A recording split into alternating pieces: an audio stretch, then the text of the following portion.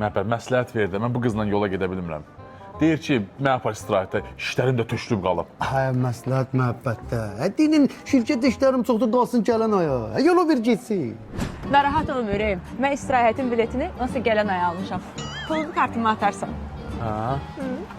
Məhəbbət, məsləhətin alınmadı. Bu.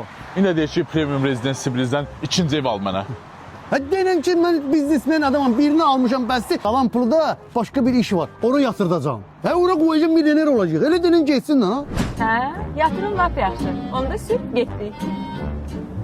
Bax ürəyim, Premium Residence-də ev almaq əla yatırımdır. Burada aldığın evin dəyəri hər keçən gün artır. Əzizim, bir dəqiqə gözlə, mənim nəqd pulum yoxdur, bəlkə sonraya qalsa. Narahat olma, onun da çarəsi tapılar. Gəl, mən sənə orada baş salacağım. Bax ürəyim, ilkin ödəniş eləyib, faizsiz daxili kreditlərdən götürmək mümkündür. Yox, əzizim, bir sən necədir? Deyirəm, birdən biznesim gətirməz, aylığı çox düşər, bu ay verə bilərəm, gələn ay çətin çəkər, qoy qalsın nağdı gəlib alarıq, hə? Ürəyim, gəl gedək, başa salacağım.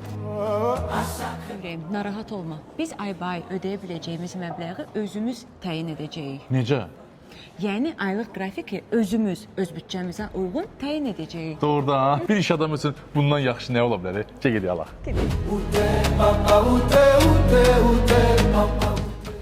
Əziz kişilər, axırda hə deyəcəyiniz məsələyə elə əvvəldə hə deyin, məsələ həll olunub bitsin.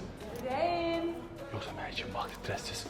Hay dünya, bu buna Premium Residence Sibir'den ev aldırdı. Ben bir 20'li alamadım. Ne var ya?